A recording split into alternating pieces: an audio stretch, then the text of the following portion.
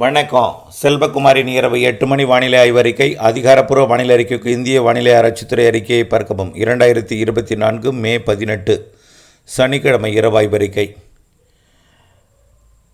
இன்று மாலை கோயம்புத்தூர் மாவட்டத்திலையும் திருப்பூர் மாவட்ட தெற்கு பகுதியிலையும் நல்ல மழைப்பொழிவு, கனமழை பொழிவு பொழிந்திருக்கிறது. மிக கனமழை பொழிவு கூட பொழிந்திருக்கிறது. இதில் கோயம்புத்தூர் மாநகர சப்வே, அதாவது சுரங்க வழிப்பாதை எல்லாமே நீரில் மூழ்கியது. அதேபோல் தொண்டாமுத்தூர் பகுதிகளில் சாலைகளில் பெருக்கெடுத்த நீர் கடைகளுக்குள் புகுந்தது. மேலும் பல்வேறு மாவட்டங்களில் மழை பொழிந்து கொண்டிருந்த நிலையில் தற்பொழுது காற்று சுழற்சியானது ஆந்திர பிரதேச தெலுங்கானா காற்று சுழற்சி சற்று கிழக்கு நோக்கி, அதாவது கர்நாடக பகுதியிலிருந்து சற்று கிழக்கு நோக்கி நகர்ந்து தெலுங்கானா ஆந்திர பிரதேசம் பகுதியில் நீடித்து கொண்டிருக்கிறது. இதன் காரணமாக மழை பொழிவு மீண்டும் வடகடலோர மாவட்டங்களின் உள்பகுதி, அதாவது வட உள் மாவட்டங்கள் ஆந்திர பிரதேசம்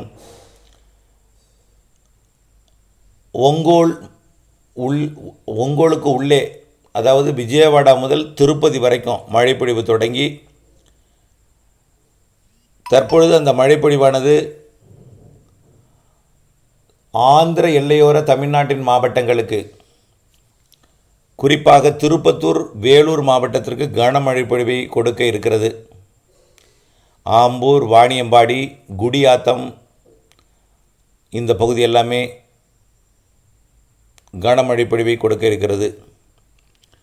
மேலும் நீண்ட இடைவெளிக்கு பிறகு, அதாவது நீண்ட ஒரு சில நாட்கள் இடைவெளிக்கு பிறகு மீண்டும் சேலம் மற்றும் திருச்சிராப்பள்ளி மாவட்டத்தில் மழை தொடங்கி இருக்கிறது. இது கரூர் மாவட்டம், நாமக்கல் மாவட்டத்திற்கும் மழைப்பொழிவை கொடுக்கும். திருச்சிராப்பள்ளி மாநகரை ஒட்டிய பகுதி ஆங்காங்கே ஒரு சில இடங்களில், மேலும் சிவகங்கை மாவட்டத்திலையும் ஒரு சில இடங்களில் மழை தொடங்கியிருக்கு.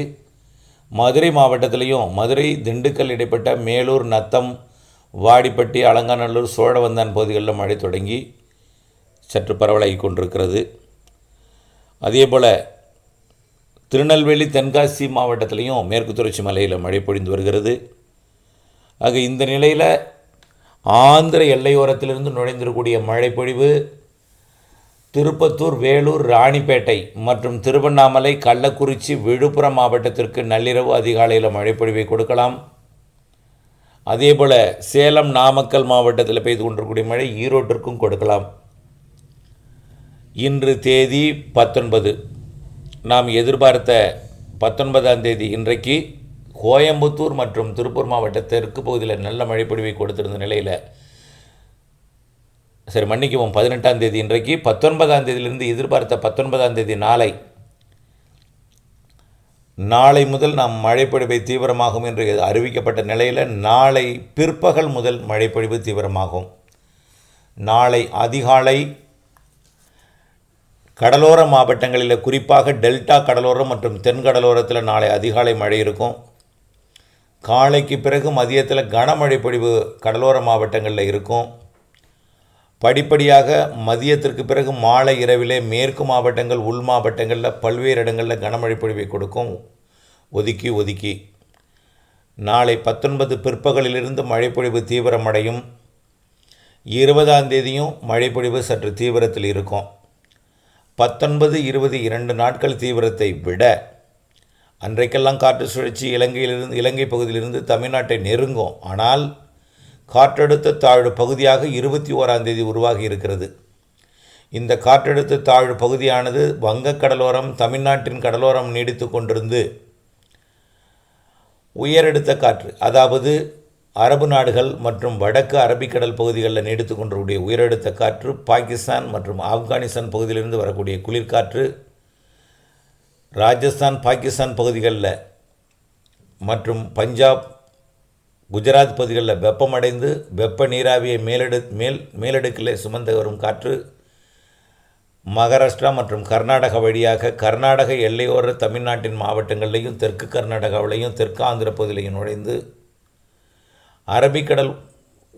அரபிக்கடல் வழியாக நேரடியாக வரக்கூடிய உயரடுத்த காற்று வந்து கேரளா மற்றும் கர்நாடகாவிலே குளிர்விப்பை ஏற்படுத்தி தொடர்ந்து தமிழ்நாட்டின் உள் மாவட்டங்களிலையும் குளிர்விப்பை ஏற்படுத்தி நல்ல ஒரு மழைப்பொழிவை கர்நாடக எல்லையோரம், கேரள எல்லையோரம் தமிழ்நாட்டில் மிகச்சிறப்பான மழைப்பொழிவை கொடுக்க தொடங்கும்.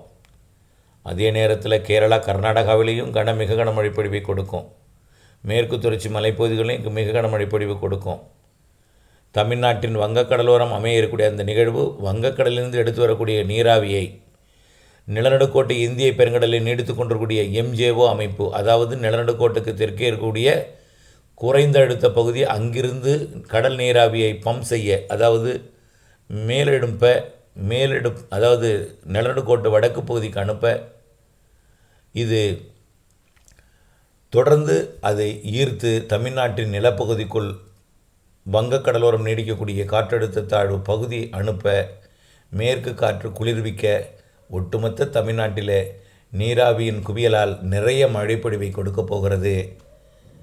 வரக்கூடிய 21ஆம் தேதி, 22ஆம் தேதி, 23ஆம் தேதி குறிப்பிட்ட சில மாவட்டங்களில், உள் மாவட்டங்களில் கனமழைப்பொழிவை கொடுத்தாலும் கடலோரமும் அதிக மழைப்பொழிவை கொடுக்கும். ஏற்கனவே நாம் எச்சரிக்கை கேரள எல்லையோரம், கர்நாடக எல்லையோரம் மட்டும் கொடுத்துருந்தோம். அதுலேயும் மேற்கு தொடர்ச்சி மலைக்கும் கன்னியாகுமரிக்கும் எச்சரிக்கை கொடுத்துருந்தோம். இப்போ இருக்கிற வாய்ப்பை பார்க்கும் பொழுது வங்க கடலோரம் அமையக்கூடிய அந்த நிகழ்வு நீராவியை கொண்டு வந்து தரையேற்றி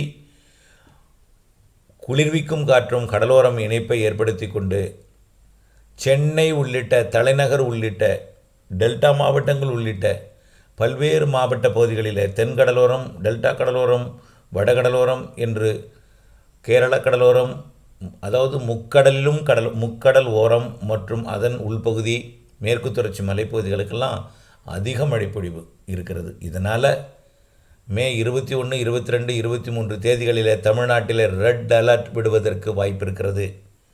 உச்சபட்ச ரெட் அலர்ட், அதாவது கண்டிப்பாக மழை 21, 22, 23 தேதிகளில் தீவிரமாக இருக்கும் என்பது உறுதி செய்ய முடிகிறது. கடலோரமும் மலையோரமும் கேரளாவும் கர்நாடகாவும் தென்கடலோரமும் தென் மாவட்டங்களுக்கும் நிறைய மழைப்பொழிவை கொடுக்கும். பாதிக்கும் மழைப்பொழிவு ஒரு சில இடங்களில் இருந்தாலும் அச்சப்படாமல் இருக்க வேண்டும்.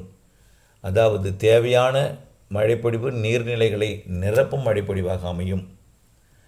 இந்த நிரப்பும் மழைப்பொழிவு அதிகபட்ச மழைப்பொழிவு இருக்கும் என்பதனால் அசாதாரணமாக மக்கள் நீர்வீழ்ச்சிகளிலேயும் மலைப்பகுதிகளிலேயும் இருந்துவிடக்கூடாது என்பதற்காக ரெட் அலர்ட் விடுக்கப்படலாம். ஆகவே 21, 22, 23 தேதிகளில் ரெட் அலர்ட்டிற்கு கூடுதல் வாய்ப்பு தெரிகிறது.